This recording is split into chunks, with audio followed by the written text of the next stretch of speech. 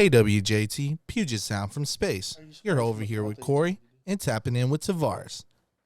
I don't know what the fuck you just said. What'd you say? I said, how are you surprised from a clap you told me to do? No, I just didn't. I'm locked in here.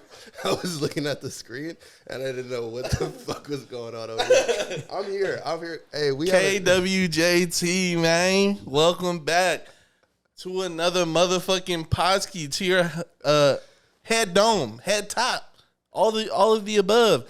Guys, thank you for joining us for another podski under the moon with my best friend and crew and guests, man. We're here back at it again. The Groovy tapes, not the humble abode. We're on the road. We're in someone's house. We're in someone's house. We're in, not sponsored by Airbnb, but we're in one. So facts. Yeah. So, man, just to catch you guys up, we're back from our hiatus. We are so thankful and grateful to be back in this position to just continue the podcast. I know there's a lot of questions that need to be answered. You guys were like, where have we been? 2 months, a 2-month break, and a lot of things on the agenda today. But sorry, I'm getting on the Wi-Fi at the moment. So I'm sorry. No, I'm a rock. If I look distracted, it's because I am, because I didn't do this before. But I've taken a considerable amount of our time today. I had to go get drinks. We're back though. We're fucking here for you guys today. During our break, we did drop a bunch of merch, so go ahead, check that out. We would truly appreciate you guys. As all you may know, we are on all streaming platforms, so check us out if you want to listen to the audio. What? My bad. Fuck. Yeah, I think without a further ado, Ski, yes, sir. I can introduce this week's guest. We got John Sal up in the motherfucking building, man. So please, give our guy a round of applause. Welcome back. And truth be told, yes. Welcome back. We've done this before. This is not our first time interviewing John. I have to hear the story of how this is the second time because I've never heard. You never told me. So, oh my god, that's an awesome introduction to the pod. So we were. I forget who we were about to shoot. So we were about to shoot another episode. And I asked Tavares, I was like, hey, you got the John Sal interview? He was like, yeah, I got the audio.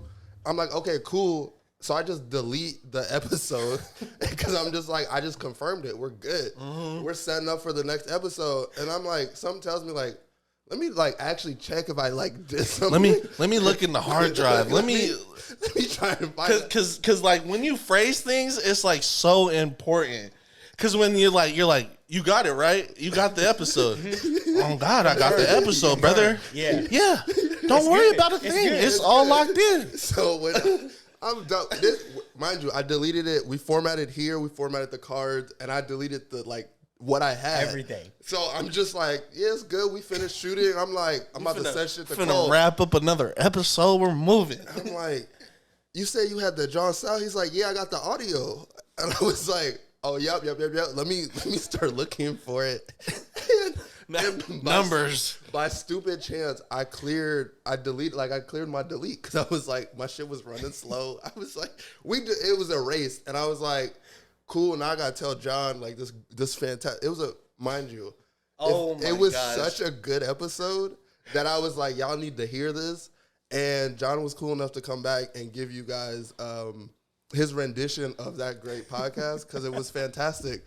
So we're going to try to bring him back in the same mindset, in the same mode, and ask some of the same questions. But, like, yeah, it was my fault. And it was, like, there was no, like, I wasn't high. I wasn't even, like, there was no excuse. Like, it's 10:30. Yeah, it was early. Tuesday. It was, like, and we delete, like, and I was ambiguous and sad. I was, like, it breaks my heart to let you know that we don't got an episode. And John was, like, huh? Like, what you talking about, man? What I do? What you talking about? Like, what did I do? So, in the words of my brother, without further ado, Ski, this is John Sal. I have a bunch of questions since knowing you and before, because, like, obviously we've done an interview where there was a list of before. So, I want to get into your origins and all this shit. But I really want to start with your sense of humor, and because to me that is your like Elite. superpower. Like you find things funny that like no regular human does, but you find that I feel like that you find that gray area that is hilarious and that we all see but we ignore, and you like press into it until we all are laughing in the room. And I feel like when you're uncomfortable, you are the happiest because that is the funniest shit to you. So I really want to know where that like what was funny to you when you were 8, 9, and 10, and then we could just roll out into all the other cool shit you've done in life. Yeah. My humor, so it's like it took hella time. So like I grew up around funny ass people, right? But also I was never like a class clowny person at all.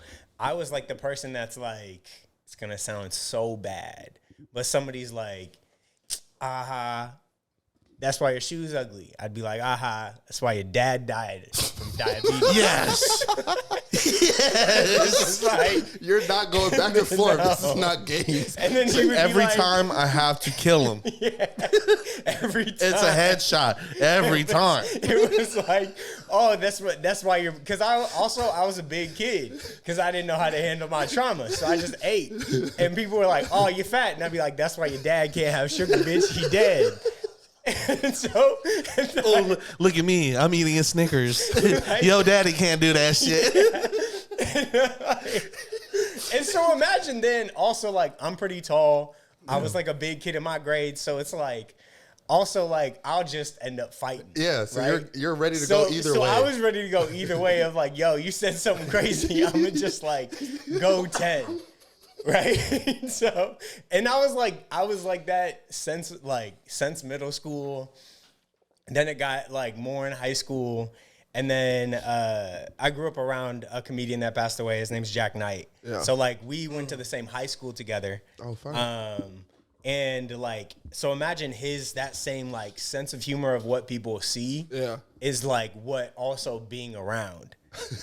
And so it's like, but that's everybody, right? Because like I also credit like Seattle and like South Seattle and Renton in particular for like the sense of humor, because it's the most outrageous things. Yes. Like I tell people like who aren't from Renton or have never been to Renton or in South Seattle or Skyway, I'm like, bro, it's like a Vince Staples song in Euphoria, but also just funny.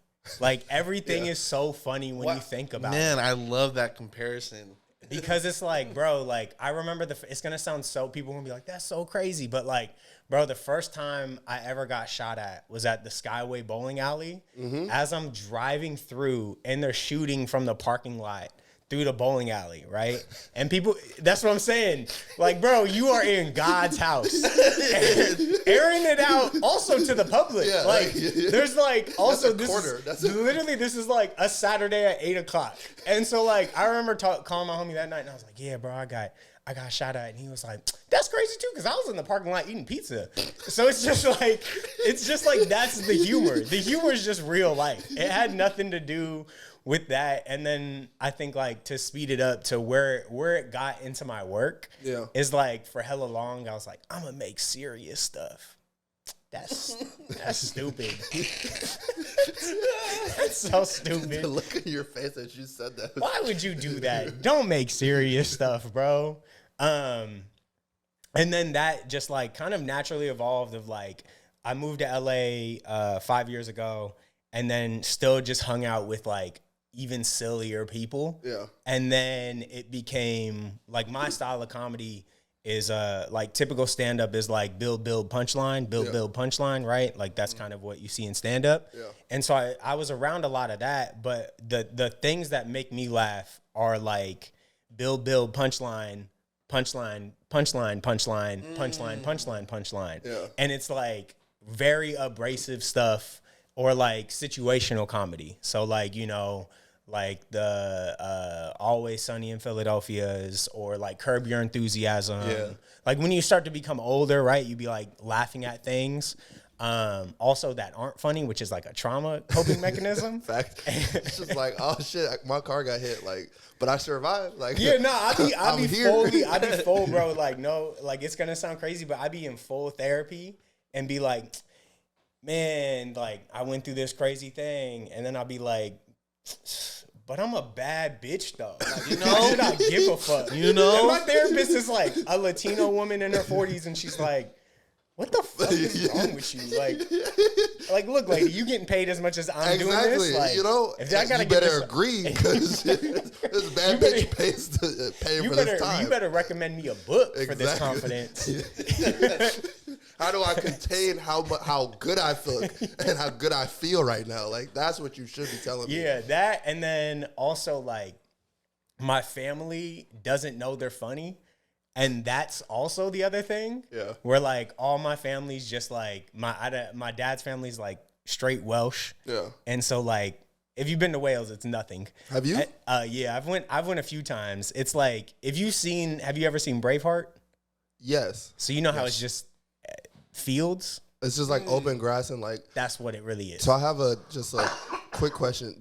Have you ever seen those cute ass cows in Wales? Those furry cows? Yes. Fire. So also it's crazy in like the area my dad grew up in, it's like open farmland. Oh, so you sick. can just go on a trail and it be 12 cows. Oh Just my like, God. Just like I'm talking like where the camera is, they'll just look over at you. It'd be horses, Are they cows. chill? Are cows chill?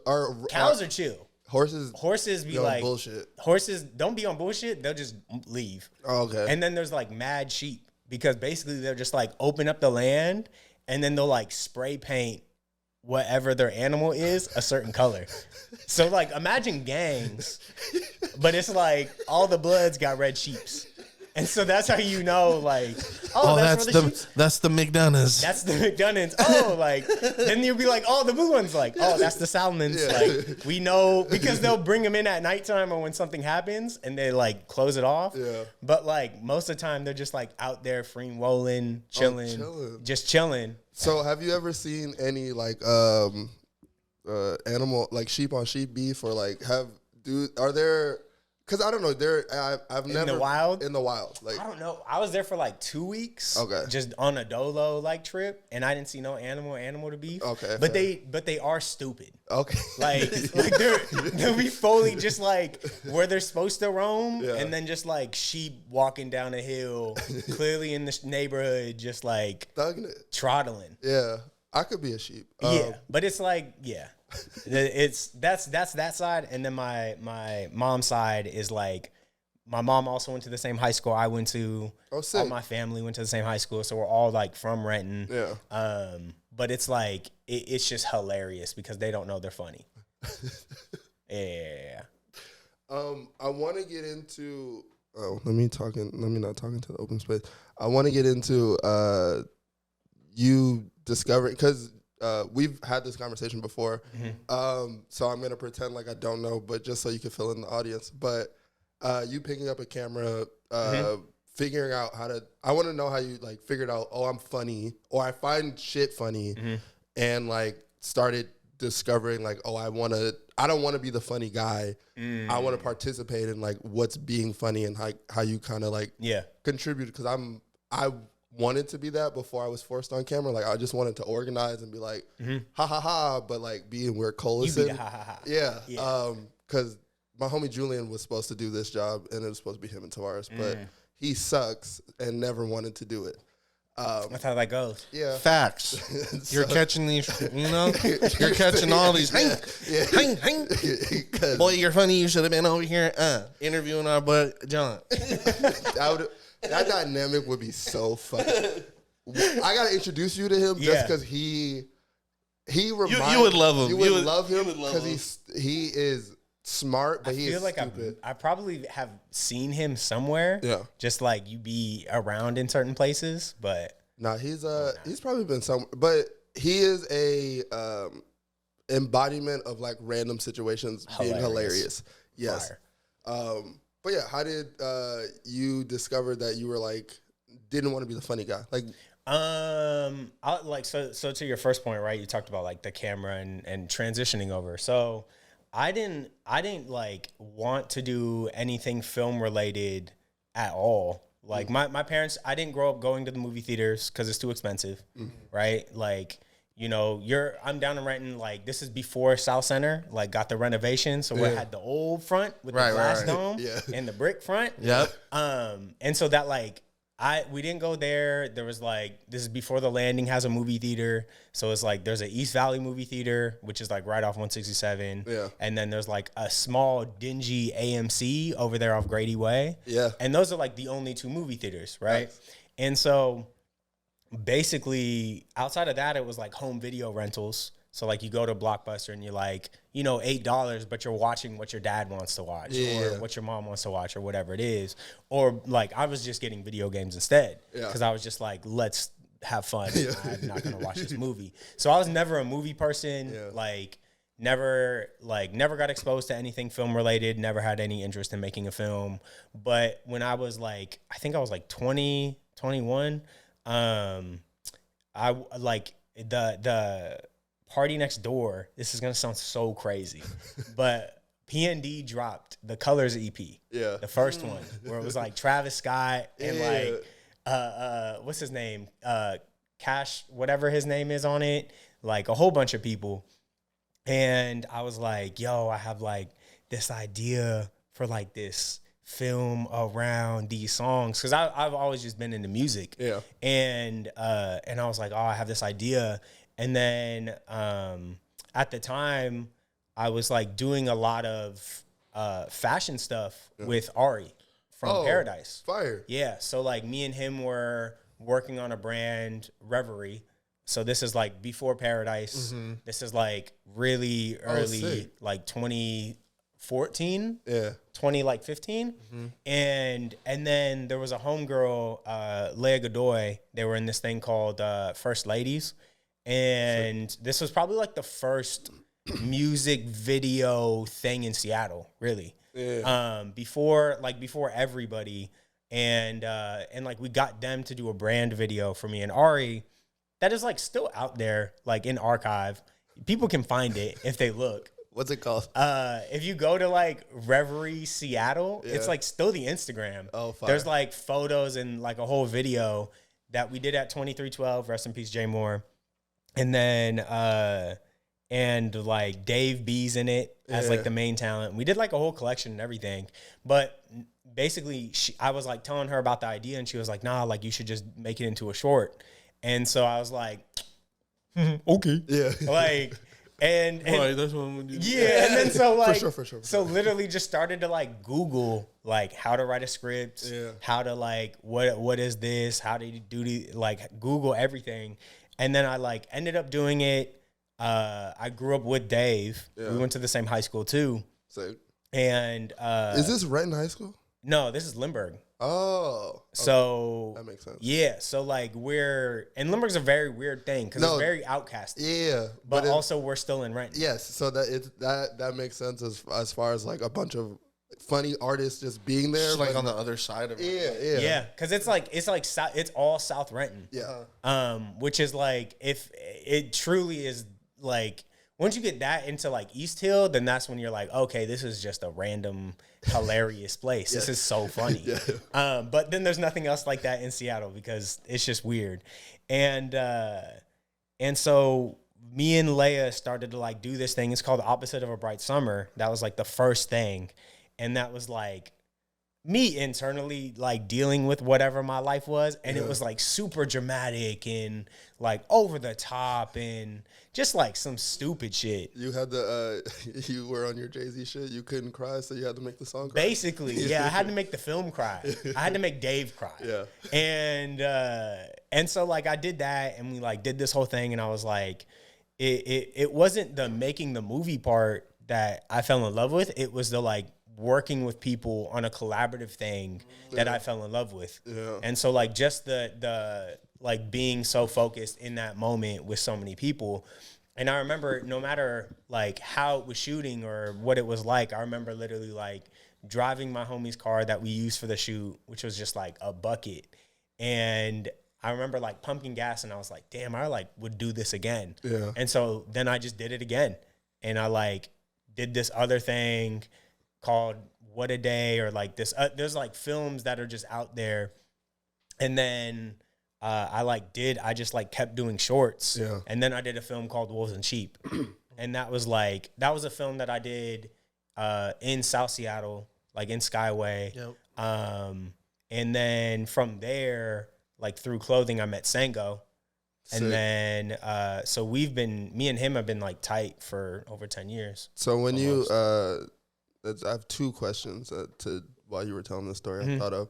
I'm going to touch on the t-shirts before I take us back. But was he joining to, like, were you just selling him shirts and he was just like doing with music, or were you guys collaborating on merchandise and stuff like that? Like for Sango? Yeah. No. So we, he did this thing called like Decibel Fest, which was in like 2013. Fire. Wow. And Jay Moore had a studio at 2312, which was down the street from the old Crocodile in Belltown. Oh, sick. And so also listen to like Upendu Moore. He's like super talented producer, amazing DJ, all around good guy. That's his son too as well. And they own Fats Chicken and Waffles. Yeah. So if you like, the legacy still continues in the city, right? But Jay Moore did Sunday night sound sessions for Cube 93. Yep. And so, but like we would just all be in there because like Dave is the renting homie. Like, hey, bro, I'm recording at here, da da da da da. Yeah. And Sango came in for this Decibel Fest thing, and like he had a show there, and like I didn't get to meet him that night, but we like went in and I was like, damn, this shit hard. Like this shit just fun to be in here and like vibe. And then when we were doing like Reverie, I just like reached out and I was like, yo, bro, like got a package of clothes for you, da da da da da. Yeah. And then his management like pushed it through, and then he like followed me on Instagram and then just like DMs. And then he moved to Seattle, and then it just like linked closer and I got this film, check it out, da da da da da. Yeah. And then he had a music. He dropped his first album, which was Itco, and that was like the first music video I did, or like not the first, like one of the few. The first video I did was like for this guy Niles Davis. Fire. He's from the CD. Shout out Niles. Yeah. Was that like the first fully funded video that you? Yeah. Kind of got a participate That was like the first funded video, and that was literally like me and the homie Angelo, who DJs. He goes by G-Lo. Oh, fire. So if you're ever at like Alphabet Vodka, any Alphabet Vodka parties or Q or any of that, I like forced him to produce for me. I was really? Like, yeah, I didn't, cause also like, bro, we're in South Renton. Like, I don't know anybody in the film scene. Yeah. I don't like have any idea how to do any of this stuff or whatever it is. Yeah. And so I'd just be like, hey, bro, you go to business school? What's up? Make this work. Yeah. What's the And so a lot of it was just like us, like we would hit up some people and they're just like, yo, like this, like, oh, I can't do this, or I need this much money or whatever it is. And I don't know how anything works. And I'm just like, no. Yeah. And then I just forced my homie to do it all. and then we did one Sango video, and then we did Sweet Holy Honey too as well. Yeah. So that was like our follow-up. Damn. It's crazy to think how it's just looking at, I guess, my trajectory and just like hearing it through you. It's really cool how to see like the networking through like what I would say 10 years ago, because like I know you all as accomplished adults and like what you guys do today, and I've got like, if I've met you in like a weird transition, you like anybody who I met in 2020 has blown past where I know them today. So it's very always like holding these like little nuggets of Washington of how basically our industry was running, and like you guys were all like kind of just like really nerdy kids just running around. Yeah. Which is sick. And it's like, I mean, like even like with Ari, like they're at Paradise, like shout out Paradise. Yeah. But like I remember meeting Harry 10 years ago. Yeah. Because like when I got interested in the film thing, they have this thing that's really how I like learned a lot of my skills, like professionally, was they had this thing called like informational interviews, which is like if you're interested in like a specific field, you like email them, and I'd ask for like a 20-minute informational interview where I would be like, hey, like, what do you do? You know, like, how does it work? What's your day-to-day like? Yeah. You know, how do you plan your career? Because also the other thing is like, oh, like, this is crazy. He just did that. No, bro. Also, I like graduated from UW with a full business degree. Yeah. And Still so in like, college. Was still in college. doing yeah, I shit. was like, I still like went to school and like, but that's like one thing I picked up, but they just like, you know, the resources at UW just didn't have anything related to film at the time. Because this is like 2013. So there's no really like no industry, there's no resources. And that's how I met like Harry, because he was like the only person in the area doing music videos. That's how I met like John Agostavo, who did like the thrift shop video for Macklemore. And that's how I like got a lot of my ins early, just trying to like talk to people. Yeah. And this is before Instagram too. So you really have to be outside just like mingling? Yeah, or like finding people through Twitter or like whatever it is. I forgot like what, or through Dave. That was like a lot of it, because they would be like, oh, who shot this music video? Oh, this local artist got da da da da da. And like everyone would just go, hey, it was John. Yeah, or no, in this case it'd be like, oh, it was Harry. Like Harry shot all the videos, or oh, it was like John Agostavo, like he shot these videos. And then I'd just be like, okay, well, I'm interested in learning about it. Yeah. Oh, That's fire. I'm it's been a few skis, a very long time since we rang those rounds of applause. And I don't mean to stop my beautiful brothers from their conversation, but it is break time. Please. We're halfway through, so see you in a few. Okay, so to the point, the TV point, right, bro? I be telling people when people are like, "Man, why'd the season 2 not hit like the season 1?" Because money, bitch. Exactly. Damn, like that's the main reason. I got to check. Like, shout out, writers get their checks. Y'all back. SAG still striking. They gonna get their bag. They definitely get There's crazy shit. If you look on like Twitter, they posted like the Disney movie. I don't know if y'all saw that. No. Where it was like I forgot The AI, in the generated. crowd. Bro, please put like a video right here where it was like that you can peep it, and then in the AI background is just like AI's like. And it's like they look like 2K models. They look like the 2K audience. the Weemies. Yeah. The memes. And I can see why I was like, bro, if my whole job is that, bro, in 5 years, they gonna look just like me. They gonna, And so you can't have that. when like the writers and stuff, everybody striking, everybody got they got all their terms. Fantastic. Amazing. Give it up to the writers. Come on. They deserve it. Let me hold some money. Give it now. up to the SAG. They deserve it. Everybody deserves. Get your money. But like Westworld, I use that. You know what we were talking about off air. Like Westworld season 1 is like incredible. Yeah. Like if you haven't seen it, please go watch it. It's great. It's just a great show all around. But the first season, I remember like one of my homies told me is like they had like 50 something weeks to write the whole thing, right?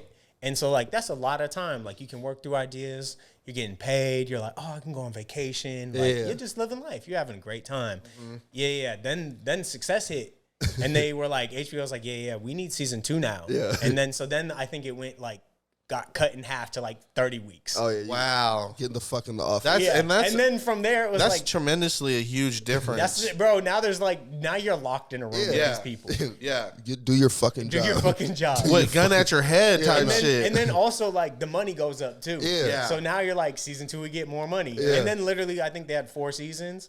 Then season 3 it was like it went from 30 to like 20 something. Yeah. Oh so no. it's just like it just kept getting smaller, right? Because they're like, we need the turnover. Yeah, like we know people the fans are wanting it. They're asking when's the next season.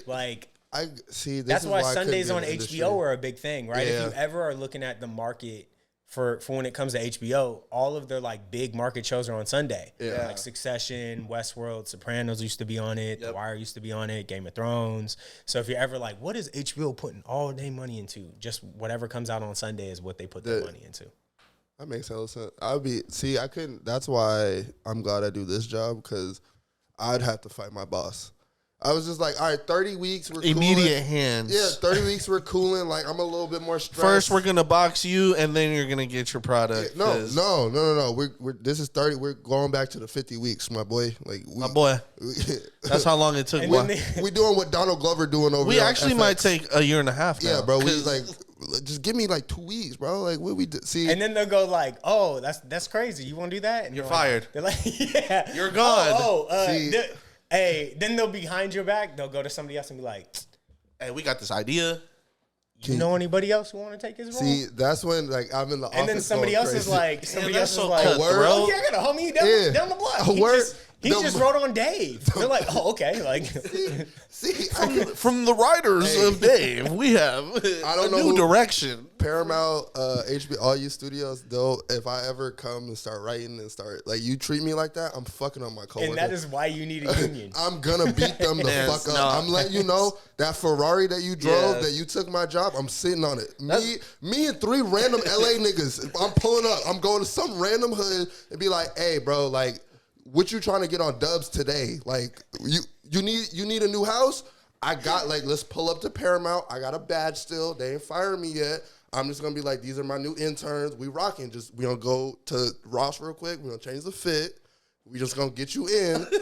I know where they keep the lunchroom, so we'll get knives. And then the nigga from Dave just took my job, so we gonna talk to him. We gonna talk to him real quick. Like, it's Los Angeles. Hey, if you're a writer and they're snubbing you, just go to Crenshaw real quick. Yes. Offer some. Go with some donuts. Figure it the fuck out, because like that shit is crazy. That is it's an insane reality that I actually like, you know, being a fan, being someone who does like, who is interested in shows or in that form of media. Like, you don't take that into consideration, that like, you know, the lineage of success, the like what happens to after you like create this moment with these shows, you know, and how like real lives are like, you know, are part of like every aspect. It's so crazy to me. I wanted to switch it up. Bro, I've been talking shit. No worries, because man, I wanted to tell you guys about a crazy 2-man that I had this week, this weekend. Yes. I'm super sore, but it does, you know, it brings up the question. I'm always like, you know, my boy is like, let me gauge the room real quick. Like, you know, if we're on a 2-man, what role are you guys playing? Are you guys number 1 overall draft pick? Or are you guys team role player? Are you catching dubs and assists and rebounds? What are the vibes? Like, I was ultimate team player. I feel like, but my 2-man brother put me on. Brother, if you're watching, you're probably watching. So like, you know, much love. I was Sean Kemp. He was Gary Payton. Yeah, you know, we was playing defense all night. You know, Hold on, before I answer your question, let me ask 2 questions. Why are you sore? Let's start with the opening sentence. And what made I went to Tavares Tongleo Freak Bowl University.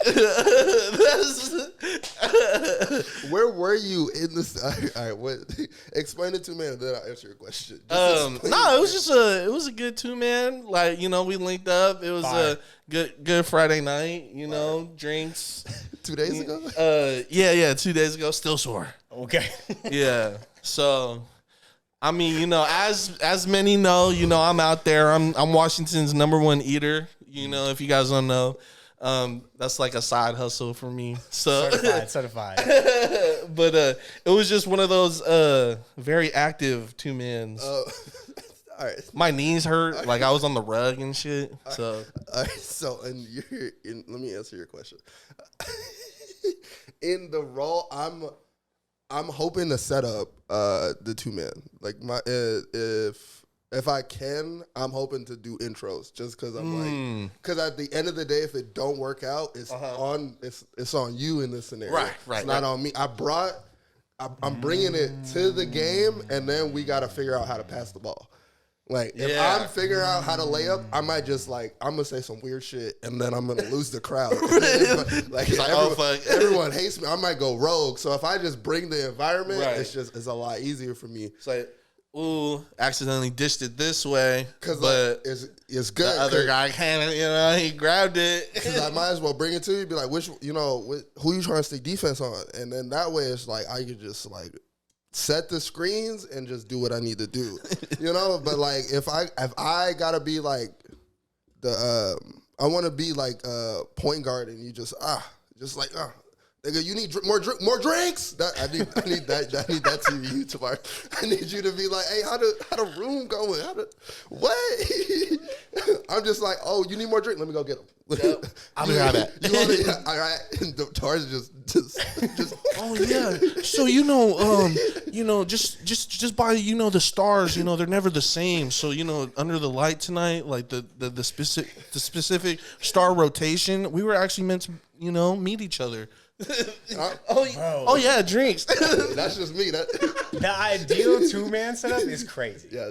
Because like it become like as I get older, I'm like, man, that's so nasty. And then there's something in my mind that's like, but that is like a real brotherly bonding moment to like do an Eiffel Tower with your homie. Like you succeeded as friends. If you fully get up and you're like like that's crazy. Like when we picture it, when you hear it as a kid, you're like, that's so funny, ha ha ha. But like to do like over somebody, first of all, it's disrespectful. That's extremely disrespectful. Let's like that. But to do this over a woman, bro, give me your hands. To do this.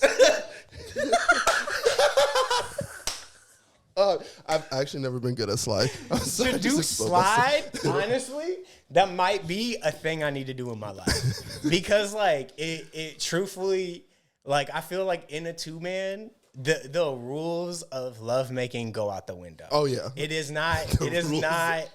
is fully not about like her experience and like, man, I'm gonna love you and I'm gonna hold you and I'm gonna cater the whole you. dynamic is I feel like it truthfully is like, how does this become my funnest experience? This is barbarian. This is like, you might even have to say primal. Like this took me back centuries. Like, and bro, I'm an awkward person, so I'm gonna be like, you guys are like, oh, I'm gonna do that, bro. I'm Popovich. I'm like, I'm the coach. Screen left. Yeah. Everybody, rotate. Yeah. Water break, everybody. Woo. Everybody take a breather. We've been working hard, team. Yeah, we were fucking killing it. Good ass smack, good pat on the butt. Both sides, too. Yeah. Man, don't judge.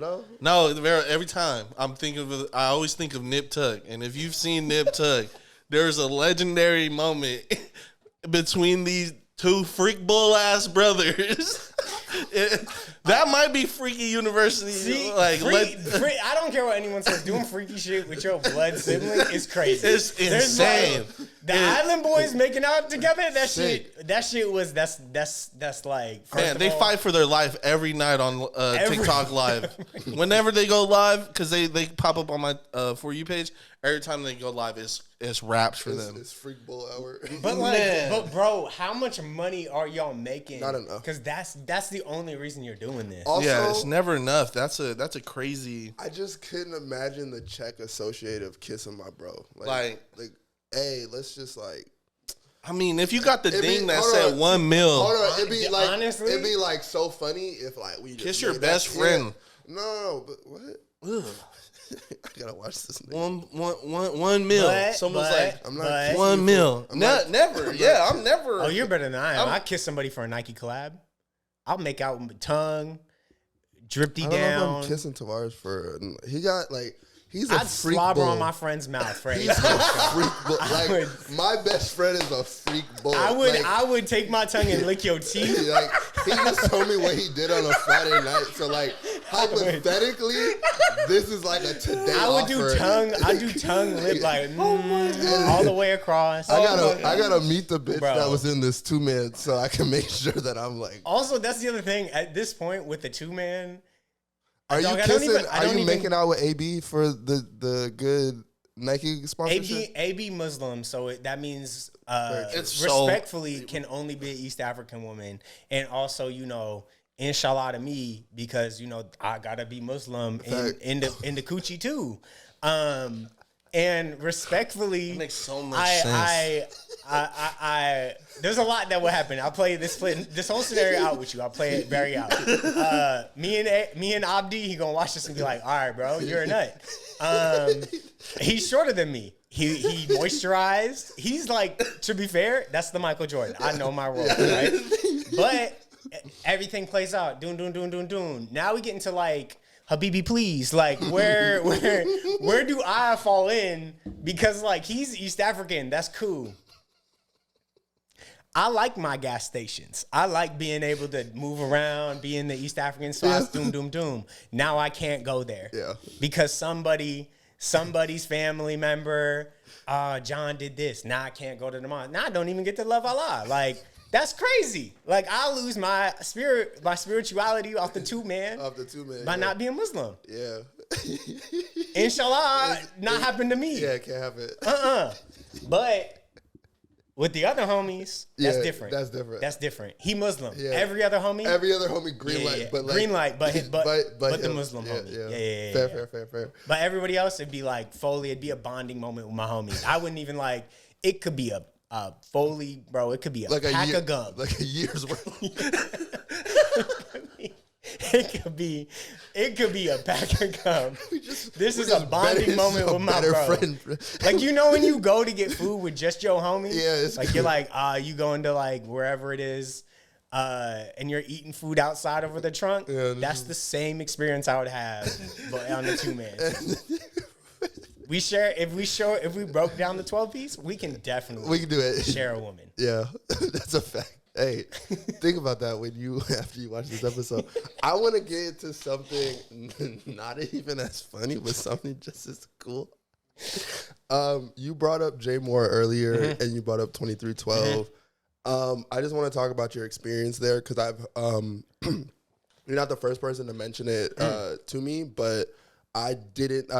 I know this now because we talked about this in the last podcast, but it was just very instrumental to a lot of creatives, and like there was only 2312 and maybe ETC at the time, and like maybe like a couple other like spots that were just nurturing creatives in like that kind of way. And I want to know what your experience at 2312 was. I know it's how you picked up a camera, but like explain to the people who didn't get to live it and experience that moment in time. Yeah, so I was a bit of an outlier of it all because like mine is through Dave, right? So like I'm only pulling up if Dave's pulling up, right? Or whatever it is. But it was really such an important hub in Seattle for all creatives. Like especially when it came to like specifically Black and brown youth from the city. And really anybody, because there is no place that was like that. Like you're talking about like downstairs, like there's 2312, which is a gallery, and then there's a studio downstairs. Oh, sick. And that's where like Jake One made Furthest Thing. Oh, did not know that. So like, and Oop is he's, his dad, Jay Moore, ran the space. So he's been in this much further than that.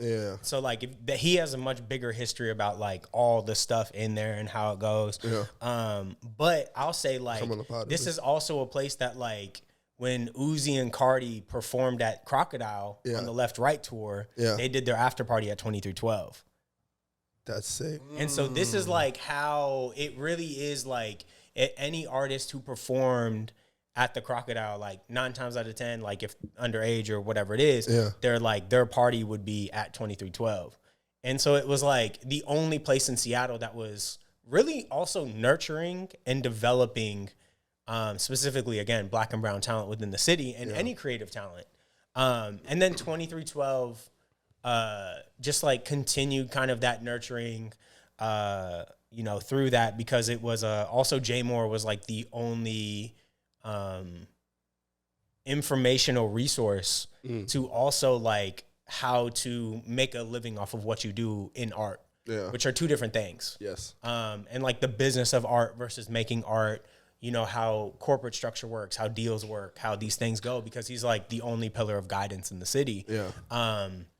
Who is also like able to just give people the truth about a lot of stuff. And so with ETC, for example, like that's the first thing that Tacoma ever had like that. Yeah. Credit Umi, shout out Umi a lot. Even like he's been a mentor to me in like the decisions I make and how I go about my moves.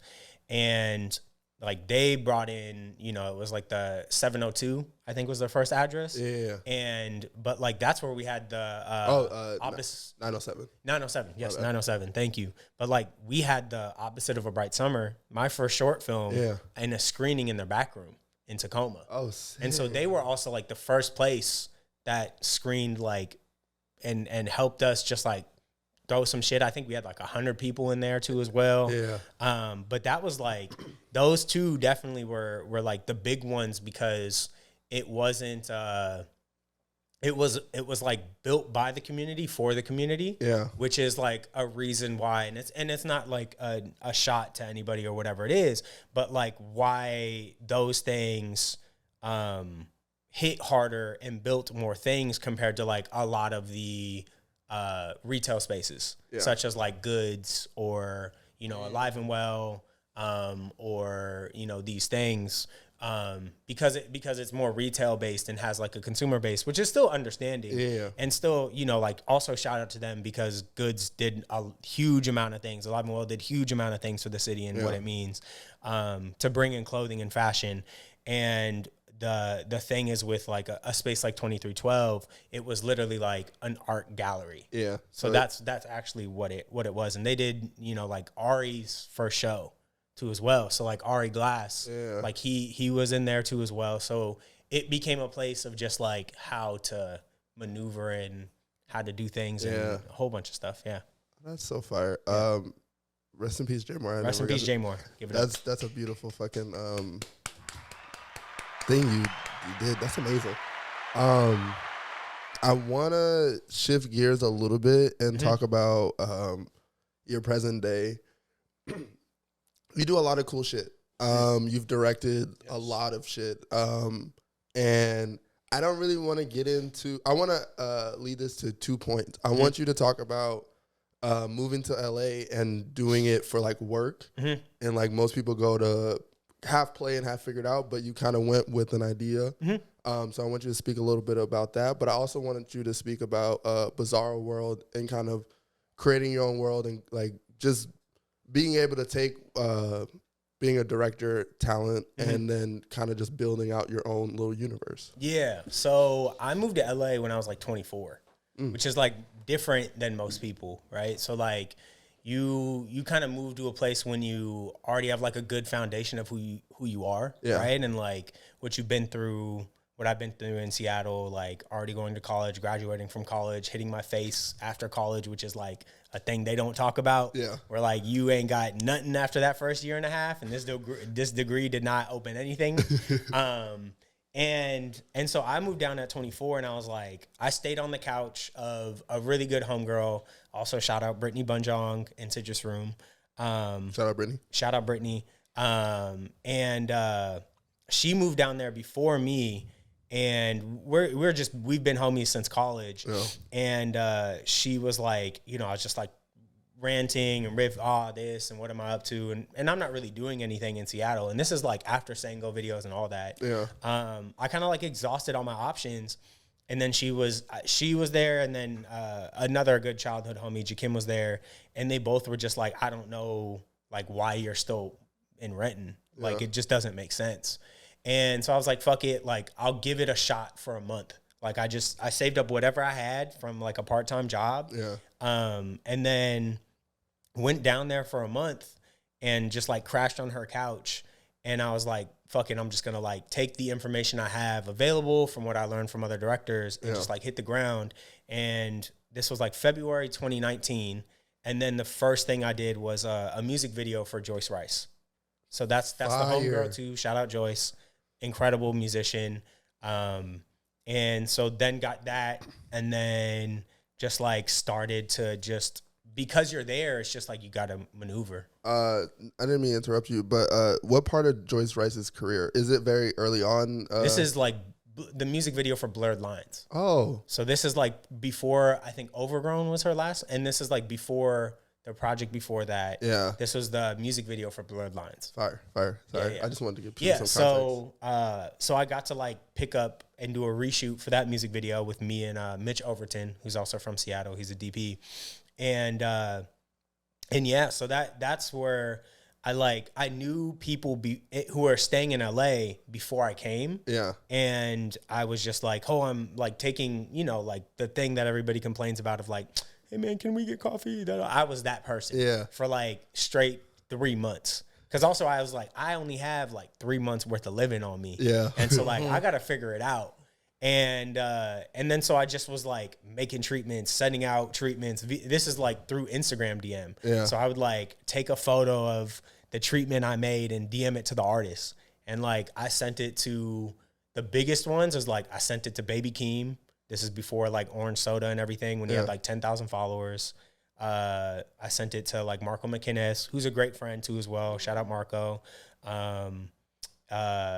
Just like a whole bunch of people, like D'Angelo, like not D'Angelo, Jesus Christ, Dejan. I was like, D'Angelo be fired. But like everybody who was like who was like underground popping back then. Yeah. And so I would just be like, yo, like I found your music on Instagram or whatever it is, and they don't have that many followers, and I would just like shoot it off, like, Esta, I did that with him, and just kind of like maneuvering that way, and then to getting to where that got, I did a whole bunch of these music videos. COVID hit, and then came back to Seattle because like everything, there ain't nothing going on. And then I got blessed with the good unemployment, the good $600 plus, the good Trump check, the one good thing. The one good thing. I was really like, hey, I was in, boy. I was going right every week. Them Trump checks pay for this studio. So I'm just letting you know that. Like the upskis. The upskis was nice. Bro, plus the unemployment. So I was like, whew, going crazy. And so I came back here and I was like, fuck, I know, I just had an idea where I was like, oh, if I don't make something, even though it's COVID and I might die, I was like, oh, if I don't make something, I'm going to be at a disadvantage to when this is like over. Yeah. Because it will end, right? And then I was just like, I like put it all into these things called spec commercials, which is like, the North Face thing I made, the Porsche thing, Jeep, all these like random commercials that people think are real. Yeah. They're not. But it was just be like, I was back home and I worked at a commercial production company before COVID. And so I learned a lot of the internal things on like, how do you make a commercial? What you like, the materials you have to prepare, how to communicate it, da. Yeah. And I'd be like, hey man, look, I got $500. Can we make this happen? I got $1,000. That's it. This is me money. This ain't nobody else money. And then I would, but also in doing that, I would reach out to people who like also needed that work. Yeah. Because that's how the film industry is. It's a show first industry. Yeah. So like, show me that you can do it, and I'll invest in you. And it's a very different industry than everything else is, but basically did that and then sped up that way because a big thing is I didn't have like any money at all, and he's basically spending COVID money. Yeah, I was spending COVID money, and I'm just like me. And then Abdi's also back. He's in Kent, and Abdi's like Abdi lives 10 minutes from where I live in Renton, and so we were like, I'm like, you talented, I'm talented. Let's hit this jug. We gotta hit this jug real quick. And this is like, when people are like, oh, like, y'all grew up together. No, bro, that was my bag, brother. Yeah. Like, we was coming up the upskis. Splash, bro. Yeah, like, we were just going, oh, you need, this is it. Yeah, like, we're reflipping this unemployment into this dream. Yeah. But that starts a beautiful friendship because it's like, oh, you try to get money, I'm trying to get money too. Like, let's fucking do this. We know what it is. Exactly. And then we just kept going, boom, boom, boom. And then we hit a point. Can you reset this? Oh, continue. It's still running for you. Okay, bet. But we hit a, like, we started to get more into the commercial game. Yeah. Like we started to make money. Okay, boom, this is it. But then me and him both just have like a natural hunger to just do more because childhood trauma. Yeah. And so you just don't keep, you gotta feed your inner being to think this matters. And then, like, I was like, yo, I had talented homies. Like, then I started to meet other people in LA or, oh, he does commercials or music videos, whatever it is. And then we would be like, you know, Bizarre World was just literally like me and Abdi being like, that was the first time I ever did anything comedy related. Really? Ever wrote. I know that was a fake, really. But I wrote it with the homie Kahari Johnson, who's like also hilarious. We think, you know, very similar about things. But we just wrote these in like the same way we did like the spec commercials. We got $500. We're like, okay, well, we have enough to like shoot for a weekend. We're just gonna like make as many of these over a weekend. So that's why it's shot that way. Yeah. That's why it looks that way. That's like why they're that long, is because we were like, fuck this is how like your film's supposed to be structured. We were like, let's take that, but like we pour. Yeah. Structure it. And then the Brad James thing. That was just the evolution of like, now I have to shoot coverage. Yes. And then I was like, all right, cool. And I did the same format. I was like, okay, now we gonna squeeze it into like 2 days. Well, we got all 2 days. Yeah. Yeah. I wanted to ask you about, I went to see when you showed it at the Lex Film Festival.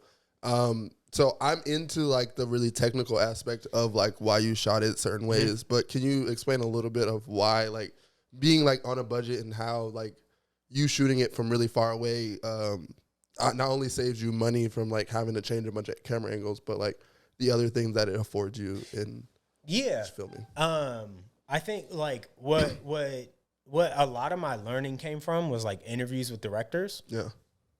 Like similar to this, which is I think like the best way to convey knowledge, because we just live in like a really visual society. And I watched I think it's like somewhere on YouTube, but it was like a 2014 interview that Barry Jenkins did on Moonlight. Oh, sick. And he talked a lot about like, you know, it was like this Dutch woman who was just like, why does Moonlight look this way? I don't think that's how Dutch people look. So, we'll go with it though. Shout out to the shout out to the Dutch. Damn. And he was just like, yo, Moonlight looks this way because we have no money. And this is like arguably at the time, people were like, this is the most visually stunning film. Yeah. It looks beautiful and it's colored like this. He was like, that's just what I had available resource wise, and that's what it looks like that. And I want it to look like Miami, and Miami's just colorful. Yeah. And so he was like, it's not a hard like boom to boom thing. Right. The feeling like not like a Martin Scorsese setup or a David Fincher setup or like a Wes Anderson thing. He was just like, it looks like this because economics. Yeah. And so from there, that's what like made me a little bit more understanding, because it was somebody who was like talking the same language. Yeah. And then that's like the Bizarre World, the Brad James stuff that's coming out soon. Hopefully, you know, it comes out when this comes out too as well. Yeah. But all of that is shot because like that's what we had. So we knew like, yo, this nice long lens thing, this looked fantastic. Yeah. Like we'll just find one angle, we'll just find the best angle possible, and we'll just run it as many times as possible until we think it's funny. And that's like, or they hit the beats and da da da da da da. Yeah. And so that was like, it was truthfully when people are like there's a really great write up on Short of the Week about it, and they were like voyeurism and all these like big words. No, we had no money. Yeah. We had no money. So Nothing I do is art related or like bigger brain. Why does it look like that? Oh, you know, it's supposed to communicate the internal feelings of Zach Fox. I'm gonna push back. It doesn't do none of that. I'm gonna push back on you. And also, but to be fair, that's like the reason why I never think too much about that is because what I think about something and what a viewer thinks about something can be totally different. Yeah. Do you ever get hung up on that? No. Okay. Because I need to pay rent. Yeah. Fair. And so like I don't give a shit. So yeah, like a lot of mine comes from like do the people that I'm working on think it's funny, or like, do they think it looks good? And does this like push their careers further too as well, or what they want to do? So you're much more from the standpoint of like, if the room laughs, that's the validation. That's a validation. Yeah, like, and I remember hearing like the I forgot who it was that said it. Jesus, it was like it was a director that talked about it too as well, where he was like, if you want to be a director, like, you have to love people. It was Jesus Christ. Oh, it just slipped my mind. That's who it was. Jesus Christ, the creator of Rick and Morty. Oh yes. What's the white nigga's name? I am forgetting this white man genius name. But yes, yeah. Sorry, say that again. Will you repeat? I'm gonna Google the other one. I'm The gonna one who Google it. didn't do the sex, Yes, the not abusive stuff. Not the weird guy. Yes. We repeat it just for the Do the Googles. Rick and Morty. Rick and Morty's. Please. That's one thing for sure in the future. He's Groovy also the Tastes. creator of Community too, as well. Yes. Justin Roland, The other one, Dan Hammond. Dan Harmon. Dan Harmon. Harmon, yes. Yeah. Justin did all the nasty stuff. Oh Yes. yeah, He's a sicko. And yes, And, we for sure don't fuck with that one. shout out And shout out Dan. shout out Dan. Shout out Dan, the man. Harmon. Yeah. Yeah. His catalog's crazy He's too good. as well. He keeps his pee in his He pants. keeps his pee in his pants and Which is- away from the assistants. Yes, You know. Groovy Tapes endorsement Yes, for sure. please don't be out there doing nasty shit to Come women. on, That's keep your disgusting. pants up. Or men. But Anyone. Terry, but of any ages, old, young, 60, 90. yeah, leave Terry Crews alone. Yeah. Anyway, but I remember Dan Harmon talked about Rick and Morty, and he was like, because Rick and Morty is like one of the best cartoons ever, and he was like, they were like, yeah, do you ever like feel the quality of Rick and Morty? Da da da da da, and he was like, nope. I don't really give a damn if y'all like this show anymore. And that kind of blew my mind, because he was like, yeah, like, to be a showrunner or a director or whatever it is, like, usually a great thing is made when great people are working on it. Because 9 times out of 10, stuff will like riff through, or people having ideas. And he was like, the reason he hopes and believes that, and I do believe it too as well, is like Rick and Morty is great because the people who are working on it are great. Shout out Garrick. Garrick is a writer on Rick and Morty too as well. He's hilarious and a genius. But it's like, I kind of heard that approach, and I was like, okay, bet. Like, it doesn't matter. Yeah. But there is like also understanding the other angle of marketing and business is hyper important. Yeah. Of like, who is this for? Why does this need to exist? Like, you gotta sell shit at the end of the day. You can make a Honda Civic, but you gotta also tell them why you gonna make a Honda Civic And who's buying it? and who's gonna buy the Honda Civic. So do you think this is very interesting you said that. Do you think business school helped you learn the 1,000%. Yeah. Business, like the thing I heard early on that helped me, that I was like, you liars, was they were like, oh, like I would talk to older directors and they would be like, I was like, oh, I went to business school, and they were like, actually, that's a way better thing than you think. And I would be like, I'm like 22, I'm like, shut the fuck up. Yeah. But respectfully, I'd be like, that's so great, thank you so much. Yeah. Like, weird. Like, what the fuck? I'm like, bitch, I'm broke. Yeah. It's supposed to validate my director dreams. Yeah. And then literally, like, now, like, speeding up, Yeah. I'm like, ooh, 1,000%. Yeah. Because it teaches you, like, you learn about economics, you learn about marketing, you learn about business management, because that's all a film production is like business management. Knowing it costs money, how much budgets, working with budgets too. So like, some people are really like live and die creative, and I applaud them too as well. I'm another person who's like, if you tell me I have this amount of money, I'm just gonna work with whatever amount you told me. Yeah. So like that's how my mindset has always been. Where like if somebody's like, I got $500, I have no money, I have 5,000, I have 500,000. Yeah. I'm like, that's really cool. But like at the end of the day, it's the same process. Like whether as people might think that the things get bigger, but like the principles stay the same. More people just get involved at the higher it is. Yeah. Whether it's like a commercial I did for Venus Williams, or whether it's like a music video that I did for Niles Davis. Like the principles have really been the same. The preparation's the same. The thinking. I actually did more thinking back then than I do now. Yeah. Now I just be free. I be free balling. I be What's the nothing in the production. Can you share That part. Can you share the I mean, not most unprepared, but like the most you were just like, yeah, we just gonna run it. Like you've been on a set that you've like Bizarre World. Yeah. Bizarre World was the most. Was like, fuck it. Yeah. Like we just go run it. That was like those are that like commercials. I'm a little bit more studious because I'm like, we need some money. Yeah, like I gotta like they gotta pay me for this. I got money. Yeah. Like they don't want the funnies, they want the money. So I'm like, cool. But that like those are probably where it is, and like the most recent thing of like the Brad James that are coming out, the new projects I have that I shot that I'm working on now. Working with Sam J. Recently. Incredible comedian. Shout out Sam J. I have a question, and you are Sam's friend, so hopefully you can like articulate. Shit. How good is the fade? Because it looks really crispy.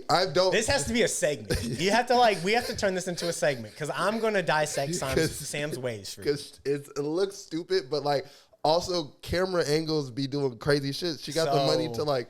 It ain't the money. It ain't the money. I'll tell you right now, hands down, Sam got the best waves I ever seen in my life. Okay, like those shits is phenomenal, and the best thing I've literally seen. Me and Zach and Linda that worked on that, man. That was just like, we didn't even do nothing, bro. She had us seasick. Like, the fade's crazy. The haircut's crazy. Nah, bro. Sam is just like, she just that. Like, we just put on some lights. We just put up some stuff. But, like, Sam got the best haircut out of any person I ever seen in Hollywood. Okay. I wanted to know, because it like, I don't know. They're not glued on. I'll tell you, that is not a wig. Those are not wig waves. That's a do-rag.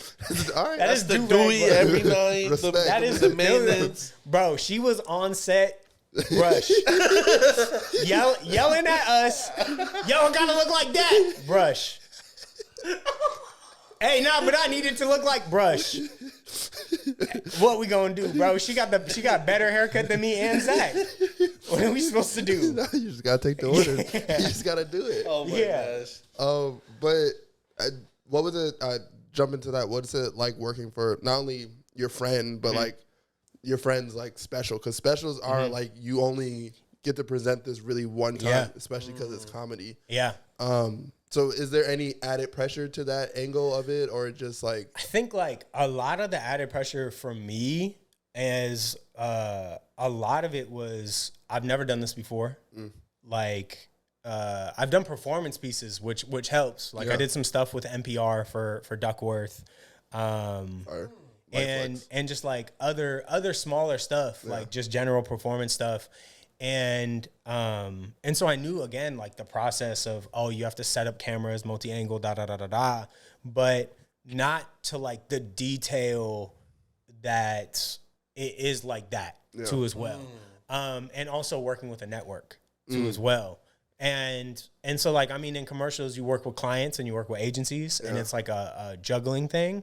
But it was actually, to be honest with you, it was like easier to work with HBO than it was to work with a normal commercial agency. Because they don't, what they approve is what they approve. What they approved is what they approved. And who they approved is who they approved. Yeah. So like, it was like really cool because like Sam put a lot of trust into me and Zach really early on and a lot of belief, which I credit her like so much for because you had no reason to do that. Right? Like there's so many great directors. There's so many great creatives. And like for you to be like, this is the funniest homie. And then this is the white homie that I know super talented. I'm just going, y'all got to make something from me. Here you go. Yeah. That's why I'm telling you like, these are so funny. Yeah. And then you got to then go like to the money and be like, These stupid. are the guys. They stupid. trust These are me. the guys. I know they're stupid. They're so stupid. And they're so guys. and they're so Combo silly. I'm about to hit you guys with. and, It's just you and Zach, like, yeah. and it's just being We like, got this all under control. yeah, and it would Foley be like, bro, it'd be on calls, and it'd be like Sam just talking. Me and Zach are just like, yeah, let the boss speak. Let the boss with the good haircut speak. What did the boss lady say? And then she would do other shit of like, there's still on other calls, bro, with people. There'd be people with money too, and then they would talk, and then Sam would also text us because we still homies and be like, you like how my white daddy did that? And I'm just like, good. Okay, this is funny all around. This is the funniest process no matter what. But it was like working with it, I think is just like, it is really fun. It is really like performance based. I love the experience a lot. I think it's such a great collaborative experience. And also it's like, it doesn't, it taught me early too as well. It doesn't matter if you like want to do narrative stuff and TV and film or whatever it is. Because comedy and stand up is, like you said, it's a special. Yeah. And it's it's like its own type of realm Yeah. in the world. And so it's just, again, like a really great opportunity that, shout out to Sam and bless me with. Yeah. Sick. I love. Let me give you a round of applause, sir. Applause to Sam.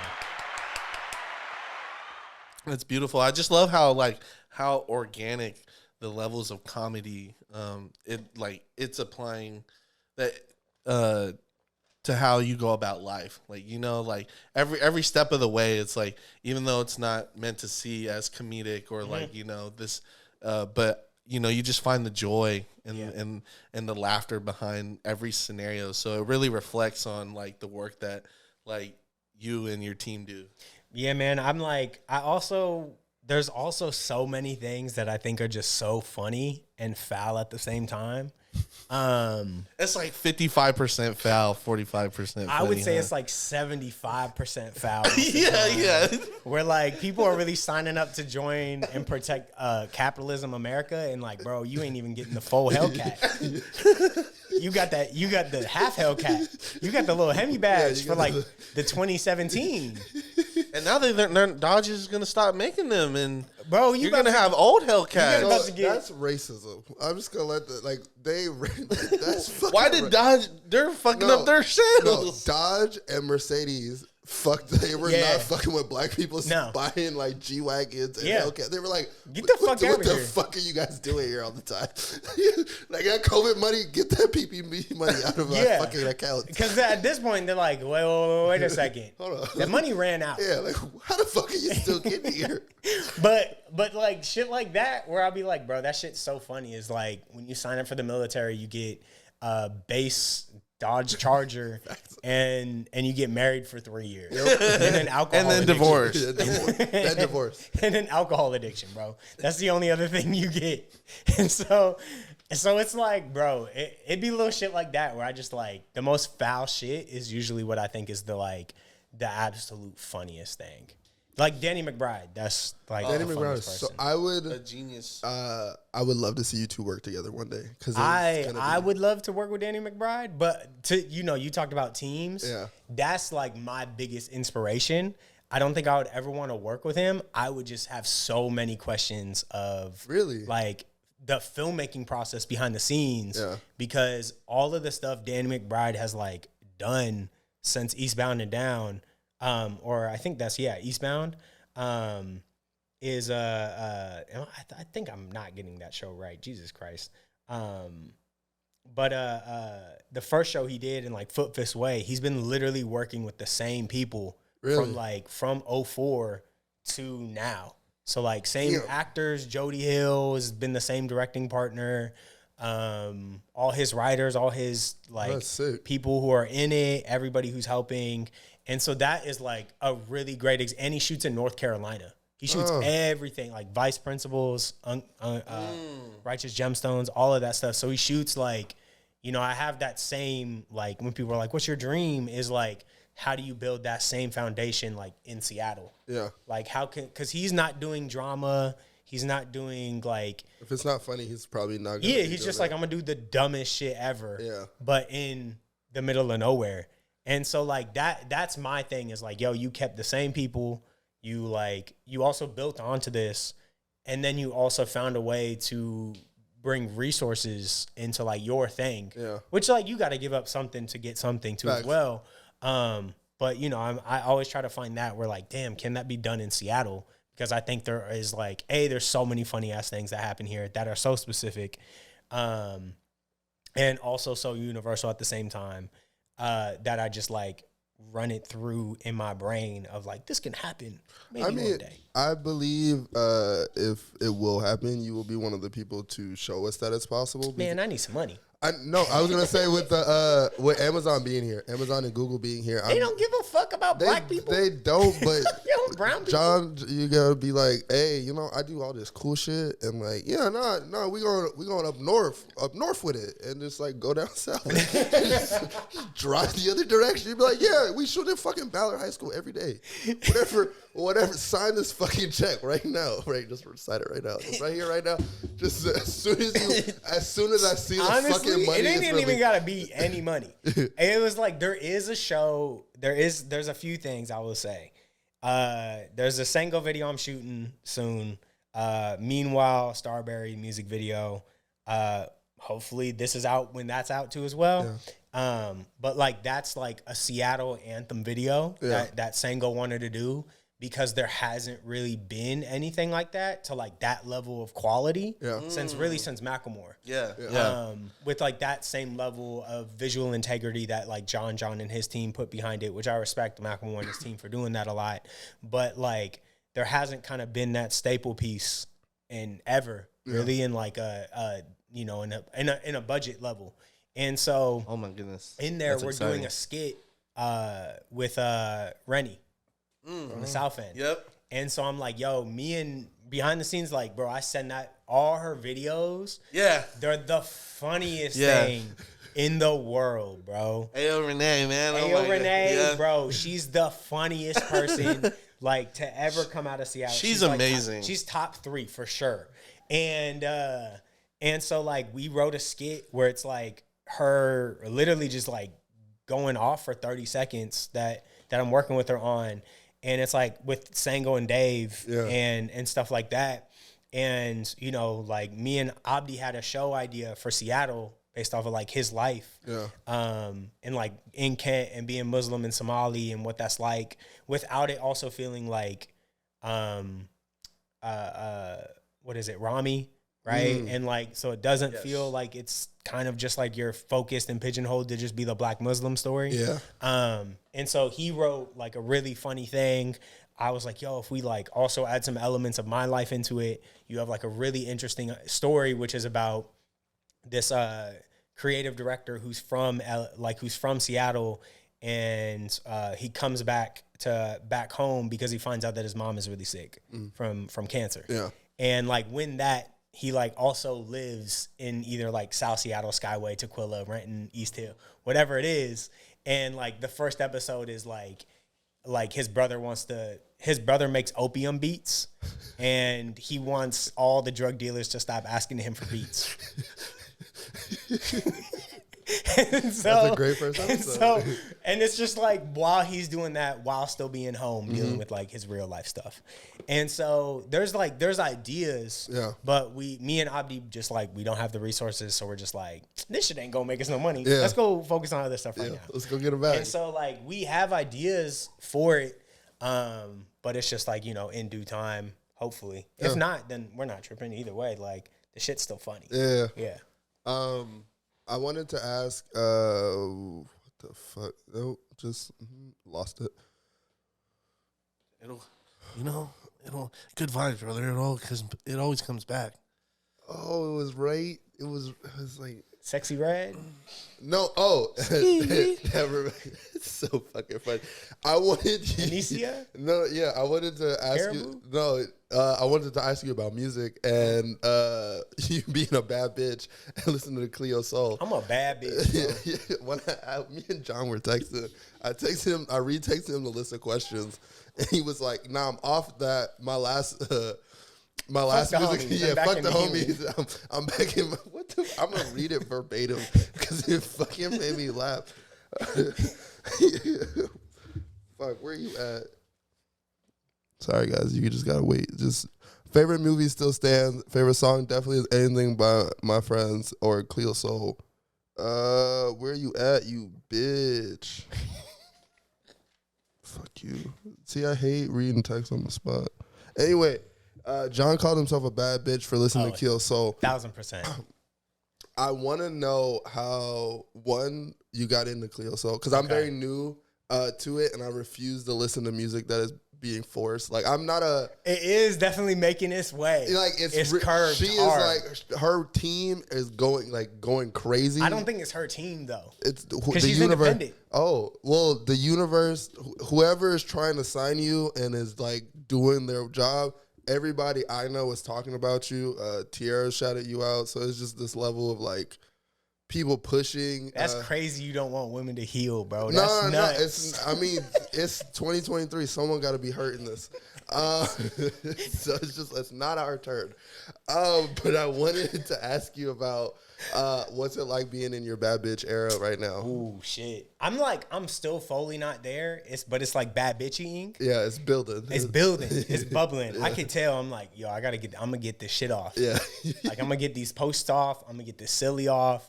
The bad bitchying, I love it, is like everybody gotta go through it. And what I realized is the real people who like support your bad bitching is your homegirls. I hate my homies. I hate all my homies. I don't like not one of my homies. They didn't give me no skincare routine. Nope. They didn't give me no workout regimen. Ain't not told me one good book to read to help my self-esteem. Yeah. They just live say, life, motherfucker. yeah, get fat, bitch. Eat chicken, die. All my homegirls go, would you like to live past 50? Yeah. Yes, I would. Please. I would love to do this. And I think like to your point, the Cleo Soul thing happened. Bro, I found her through she had a project that was like Mother that came out in like, I think it was like 2020 or something like that. Yeah, very true. And I heard about her before with like an EP, and I just like listened to her music and I was like, this ain't for me. And then I revisited it and I was like, something like crazy happened in my life. And I was like, I played that and I was like, damn, this bitch speaking. She's speaking. Like the same way, just truthfully, hands down, the same way I feel about Future, I feel about Cleo. Okay. I'm like the same level that like Future is like the best spirit to ever exist for men, is I'm just like, that's Cleo Soul. But also then I was just like, damn, we don't got that. And then Sampha drops and I'm like, we do have Sampha. Yeah, we do have Sampha cares so much about healing. Like, Process has literally got me through so much in my life. 7 years of dropping out. That's because he had to be healed. He was like, in his interview, he was like, I have a kid now. I'm like, oh, you about to give us life. Like, like, bro, he dropped to give us, like, oh my gosh. Like, when albums drop that are so good, that's when I'm like, yo, what did you go through to like make this music? And then like Sampha was like, lost my mom, lost my dad. I was like, I ain't even got, this is gonna be the greatest album of all time. Say no more, King. You like, there's a funny thing I have is like, bro, like, is Joe Jackson really wrong for what he did? Oh, no, not at all. Like, abuse breeds greatness. That white glove, you know? That white glove. If he did not beat the shit out of his 6-year-old son and ruin his life. With he get Greatest Dad award, though? Greatest Dad? Is that crazy?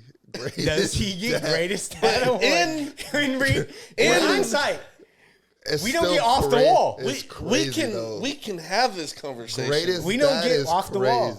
We don't get Michael. He can't get greatest. We don't get Jackson 5. He can't get greatest. We don't get Quincy Jones. Greatest Dad is wild. Think about it. He knew. You don't get the Beatles. He knew catalog. the plan. He knew the Michael Jackson bought the Beatles. I'm not saying he's not. He can. We don't get Drake. We don't get Drake. So like, who else, Daddy, that good? Michael Jordan ain't putting up Michael Jackson numbers. No. Hell no. You didn't. He's one of the worst dads. You didn't give it. You okay? Best- Ooh, Fuck. 6 rings. I'm trying to You didn't think. give us Beat It. The irony is kind of crazy. Nah, he was top. He's top 5 dad awards. He has to be top 5 dads. Just Him, 'cause- King Richard abused the shit out of Venus, and Serena. Fuck. We're sorry. Nah, I'm sorry no, for that. but That's crazy. That's so crazy for me to say. as a numbers white man. though. That, But, like, 2 of the greatest. Like greatest. literally 2 of the greatest. Greatest. Tennis. Like she Tennis can't- duo. There should be like a, you know how there's like people who are like, oh, I celebrate my half birthday. Yeah. There should definitely be like, you know, there's like a half Father's Day. That should be for the abusive dads. abusive Who dads. put up numbers though. True. It can't be the crazy dads who are like bringing their parents down, like, or bringing their kids down. Right. No, it's like, Kill your family type shit. yeah, or even like, you know, like, Yeah, because Chris Benoit, like you. it can't be you're like a- Ja Morant's dad, who's like, bro, you 45 bringing your 20-year-old son at the strip club, Yeah. leave him out late at night. No. He got practice in the morning. You gotta be like Zach LaVine, daddy. Like you love him. You really love Yes. your kid. Bothell. We go to work. Work it. We go to work. That's a renting baby. That's how I'll never let people. Come take Zach on, LaVine. let him know. That's a Let renting. him know. That's a renting baby. He's from Renton? He's from Renton. I didn't know that. He just played in Bothell because where the fuck you gonna play at high school in Renton? Yeah, thanks. If I'd you be ain't like- playing for Beach, where the fuck are you playing at? Damn. Shout out Zach LaVine. Shout out Zach LaVine. That's a real We rent.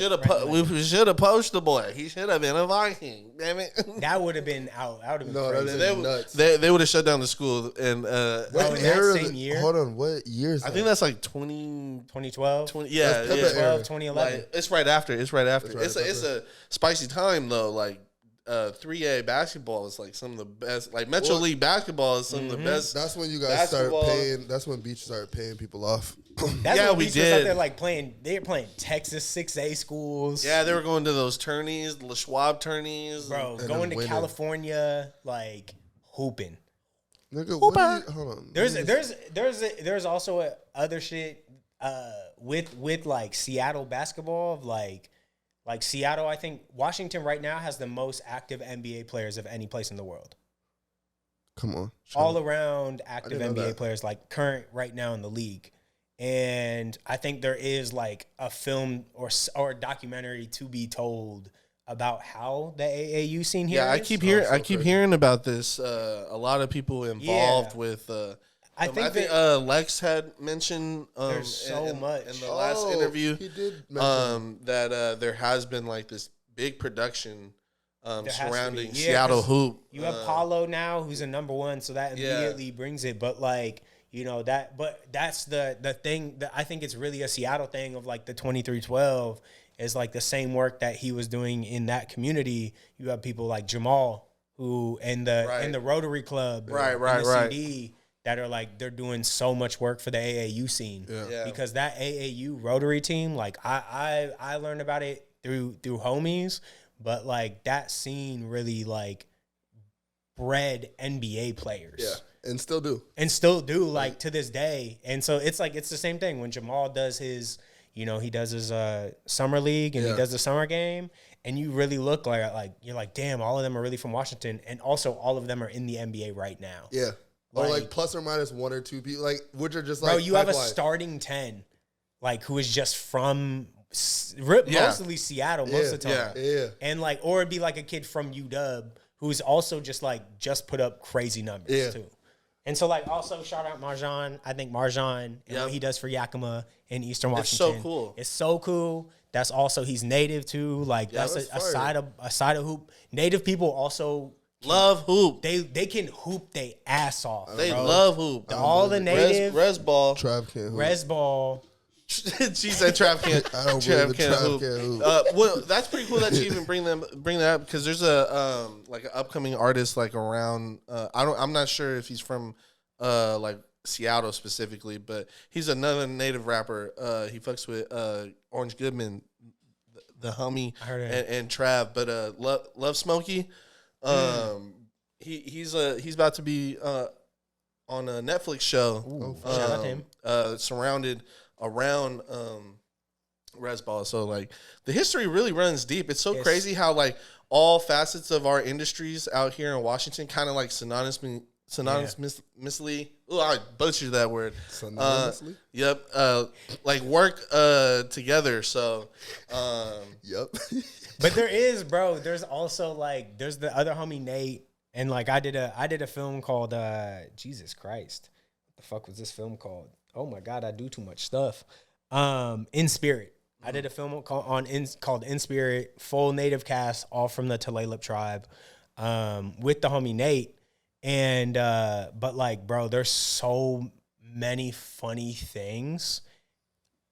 Again, my version of funny is really fucked up.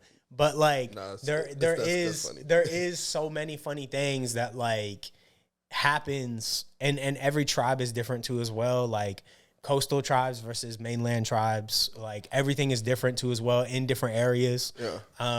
And so it's always a really interesting thing. But like there's so many, even, you know, shout out to Red's Dogs and the work that they do, but there's so many stories that just that's why Washington is such a big thing for me. Because I'm like, bro, you literally can get like every community in the United States in Washington. If there was a budget for it, you could shoot here forever and not only tell a bunch of funny stuff. I would never leave if I could like sustain myself here. Really? 1,000%. there's just so much uncharted things. There's so many. Like, you know how the like talent our exists, it's just the industries system have doesn't exist. just been bubbling. Like, you know, imagine all those years and years of like those ideas of people having, oh yeah, we'll push off this horror film about Seattle that, you know, because we love the spooky shit out here, and then we'll fucking raise the film tax in the cities, and make it harder for production companies to come out here and like produce. We really do be moving too money hungry out here. Too about it's nasty, also, bro. At the Seattle elite, I love to always bring this up. Like, they're a nasty group of people, bro. Seattle cabal, like, bro, yeah, bro. Behind the scenes, the people who run our cities, they be like too horny for the money. Too brick for the money. There is. I do know some of the people over there at Washington Film Works, which is like the city part, and I know that they're like putting in, and they're all new. That's the crazy thing, because this shit is like so new, that they're doing a lot of like film initiatives. Yeah. But again, like the bigger thing to what you're saying too as well is like they're doing a lot of investments into actually like making projects, like putting up money from the government to make films, which doesn't really happen in the United States too. So that's why when people are like, damn, this is like, there's this funny thing in Scandinavia, and there's so many funny foreign films that just like, yo, how'd y'all get $500,000? And they're like, Norwegian government. And you're like, fuck you, universal healthcare. Like, fuck y'all, free college. Like, boo hoo hoo. You want to lose your country to freedom? Yeah. We will win. Yeah, exactly. That's one thing I spend my money on military. Exactly. We'll spin that block a couple times. We'll spin the ships. We'll spin the ships. But like when it comes to that, I always tell people, it's like, bro, it's truly just financial and like economic based. And so I think they are doing big things, but it's like kind of what both of your guys' point is, there hasn't been like an Atlanta out of Seattle or an ATL out of Seattle, right? That's like, that becomes so captivating that other people outside of the city are like, who else is making Atlanta in Seattle, right? Or like, who else is making a da-da-da? Because that's where all the money comes in. Yeah. Like, that's how Atlanta got so big, because you would think in Seattle, especially in like a place like Tukwila, where there's so many warehouses, you would think that we would have a whole bunch of studio spaces because it rains a lot. Yeah. And you're like, well, no.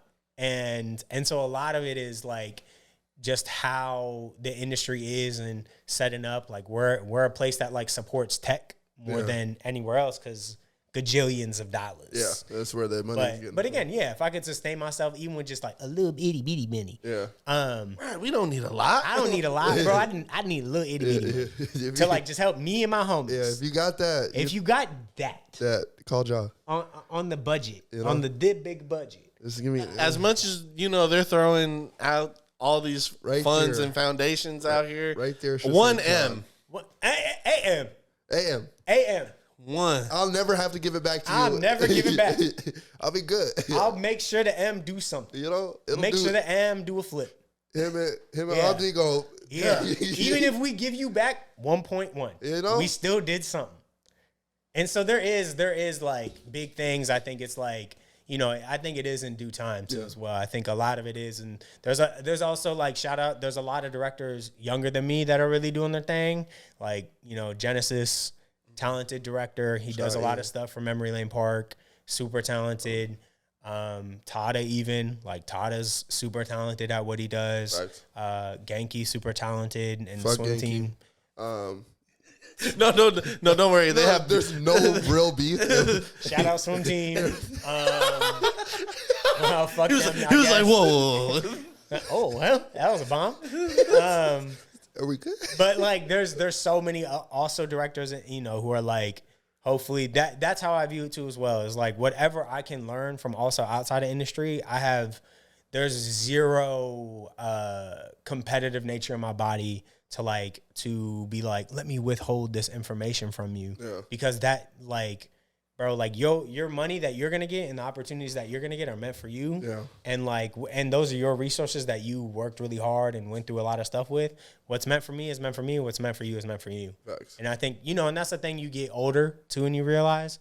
But I think, you know, there are so many great people in Seattle that are doing so many fantastic things.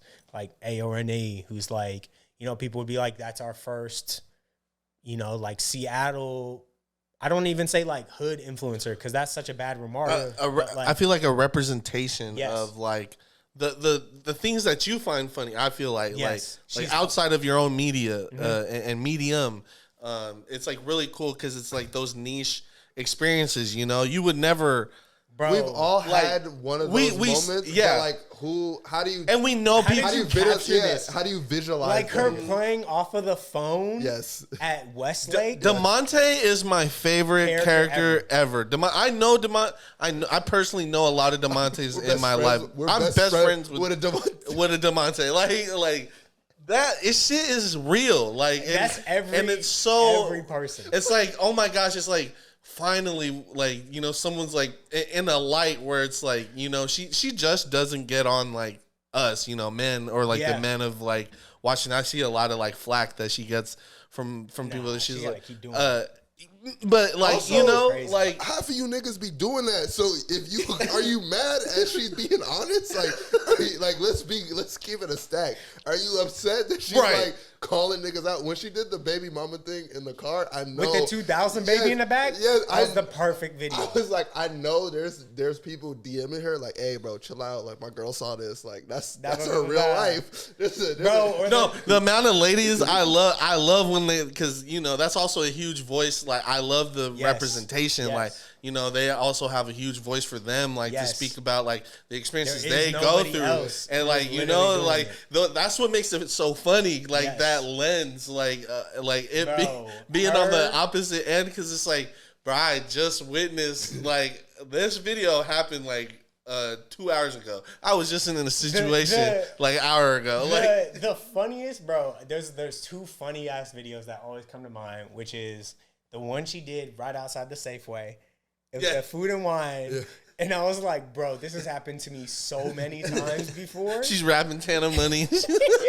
But also the way she like, bro, the character is so like the phone posture, the fit. What's It's up with so you, Cuddy? funny. What's happening? Like, oh yeah.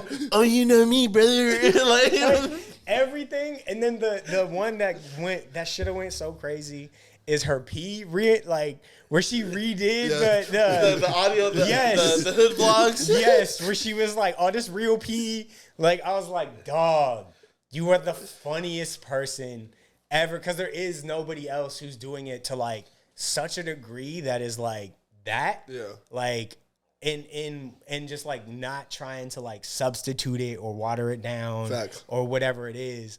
But it's so funny because it's like, I think she's also somebody that like, being also a black woman from South Seattle, which is not what a lot of people think of, whatever, when you think of Seattle, Yeah. but also like the characters that she's created just through her life it's also like a representation of like pretty much like if you're 30 and under and you grew up in just South King County, whether they're like Asian or black or white, you've seen this thing before. Yes. You've seen this like in Federal Way. You've seen this in Kent. You've seen this in Renton. You've seen this in South Seattle. Facts. You've seen this in Tukwila. You've seen this in Des Moines. You've seen some version of this, whether even it's like in 2012 or if it's in 2013. Exactly. Or It's- yesterday. Or yesterday. And it's so I gotta give it up to her. Like she's phenomenal at what she does. No, that's a fact. Yeah. Can Eddie Yes. Renee get a round of applause? Yes, we're ringing off the applause. Just because we've been talking for a while, we haven't done this in 2 months, so it's really nice to come back with John. I'm gonna close this out because I don't think we remember how to close a pod. Because I could just sit here and talk. I to know John I was gonna go forever. nuclear, could but I didn't want to. I could literally sit here and talk to John forever. I'm gonna re-ask the question I ended with last time, our Animal Kingdom segment, which we haven't done in fucking forever. If you had nothing but a blow dart, how many ducks do you think you could take out? Mind you, it's been 3 months since we've asked John this. John told us, I think, 14 last time, so hopefully he can kill more ducks than that today. Just blow dart. Just a blow dart. No arms. No arms. Can't use arms and feet. I mean, you could kick a couple That's ducks, what I'm saying. but they're not going to die. Yeah. Like They got to die by blow dart. that's what I'm saying. Can you boot? Can you You can boom and injure. They're gonna be injured, but they're still coming back. Their feet, they're quack quack quack. they're still all directions, all directions. flat landscape, Yeah, it's like the middle of the desert, I'm assuming. I'm gonna say like, what's a really grassy park? Like Discovery Park. Yeah, like where Oh, it's at that open field and Yeah, it's just you every could- sea of ducks. yes, but around like you. they're coming directionally. They can swarm you, but they're coming frontwards. Like this way, yeah, behind me. like that, like like a flashlight, like a Like cone, your radius. like a cone. Oh. They're coming at you in this cone shape. They're not all behind Will they you. cone and then wrap around when They get when they close? get to you, but Damn, I've been jumped before, so that's never a good sign too as well. Because when they got your back and you have no wall, like, bro, it's bad when you don't have a wall. so behind bad. you. It's so bad because they always say Yeah. is they're like the rule is, and this is just something that sounds so crazy. Is when you know that you're about to fight somebody with a knife, they say you're never supposed to back up because they can slash you more. You're just supposed to charge them, and you're supposed to tackle them. It's the craziest rule. But like that is a real thing because chances are, like if you keep going back, they can like keep trying to stab you and poke you. Crazy. Because if you Right. rush me, you just get gonna get one. slashed. Yeah, you're just gonna get one. It's like, one strike. And think about how much more terrifying it is if somebody rushes you when you got a knife out. True, true, You're like, true. whoa, I Like, what have the knife. what the fuck do you know? So I would be like, all right, my thing is, darts have poison, Yeah, the instant kills. instant kills. How heavy is the dart? Like It's rat control? Are we talking like this is spitball like bobas? Yeah. You know, like when you hit the boba out and go do do do do do do, Yeah. like you can get a shit ton of them Yeah. off. I'm getting more than 14, 100%. Now I know with these clarifications. Also, is the dart? Do I gotta like reload? no every time? reload. This is an imaginary. You just gotta go until you think you're gonna. Honestly, so this is what's gonna sound crazy. If I'm playing the numbers game and I'm not playing, it's two different versions. If I'm playing the like how long can I survive game, different. If I'm playing the numbers game, different rule. I'm as fast as I can. I'm not even hitting the ones in front of me. I'm spewing in the air to hit the ones in the back. 300 shit. Rain fire. John's raining I'm fire. raining fire because I know before they come, before I really need to like defend myself, I'm knocking out 14 in the back. I don't know I'm dead. Yeah. But so they come, boom, bow. That gives me some time. I say I got. Do I get the asthma pump with me? Because I got athletic asthma. No asthma pump. No asthma. Oh shit, that delays everything. I would say I got 50. Okay. And one kills or just like boom, boom, boom. Like you gotta hit him a few times. Nah, one kill. Straight poison. Straight poison. All right, I give myself 100. That's a good number. 100 ducks. 100 ducks.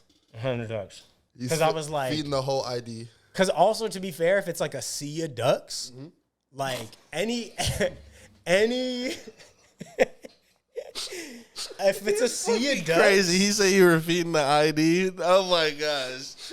if it's a sea of ducks, first of all, that means they stack together. They duck the duck. Yeah. So that means if I'm hitting no matter where I go. Yeah, exactly. So as long as I blow 100, I got 100. I got. And now if it's You're remembered for your day of bravery. But if it's how long can I last, it's gonna be like a jog back cup. Like, you know when you play COD Zombies and you turn around a little bit? Yeah. I would start to do the little like zombie spin that they did. The Where train. you're like this and you make sure they following you and you just like start to keep spinning around. Because I would try to make sure that if I keep moving this way and start to like weave, they can't get behind me. Yeah. Or I can control the wave. So they're always just moving in this. Yeah. Like, And then in that case, I think I could get like 4 minutes. okay.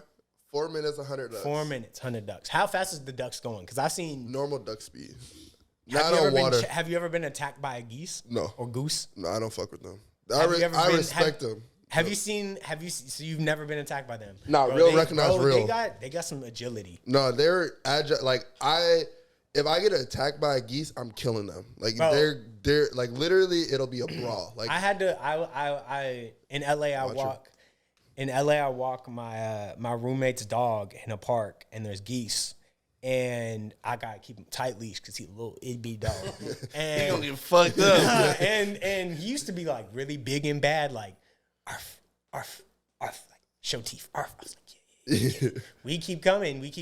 One day, they had little geese, little homies that they gotta keep protecting. Yeah. Moms. Oh, it's over. They don't. All that bark. She said, whoop, ran at him. I was like, you're yeeped him up, bro. That's the fastest. I was like, I had to start like squaring up with the. It ain't even a geese. It's a goose. It's not one or two. Yeah, it's but that's Canada. when I was like, that's whole like when people are like, yo, duck size, da da da. I was like, you haven't seen a geese who, when wings spread, is 3 feet tall. yeah, it could box. And so that's when I'm like, when people are like, yeah, I could survive in a dinosaur era. Me, I can't. Dinosaur era? Like, we're talking geese that are 9 feet tall. It's over.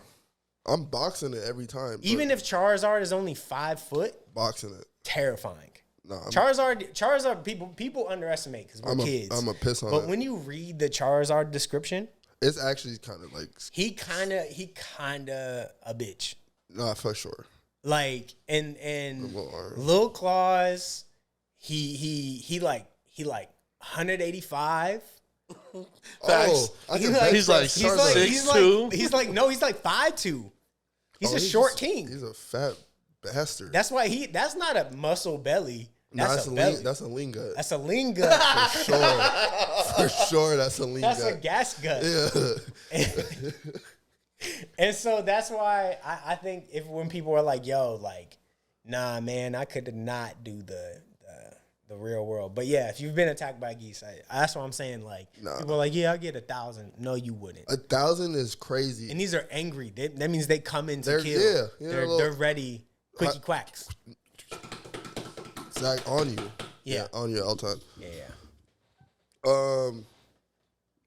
Kate, are you gonna That's a do? crazy way to end it. No, I feel like that's the only way. To 100 end it. ducks. 100 ducks. 4 minutes.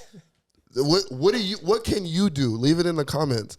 I would love for your friends in LA to see this and then have to talk to you about ducks for the rest of your life because that'll be hilarious. We'll probably find something stupider. No, for sure. I could have met. There's so many things we'll talk about off air that I've been wanting to ask that are not on air appropriate. We'll do that. Catch you next time. You know, KWJT, you've been grooving with the South. I'm with Tavares. I'm with Go John. buy their merch. Come on, come buy some merch. Go buy the merch. It looks great. You know, it looks great on John. John's a great wearer of the merch. And he got a Paradise hat on top of it. You know, he's just Alive and well. culture. Alive and well. Culture. Shout out Marcus. Shout out Marcus. Shout out Harry. Shout out Groovy Tapes. Come on, KW. I didn't think we'd be back here, but we're back. KWJT. You've been grooving with the South.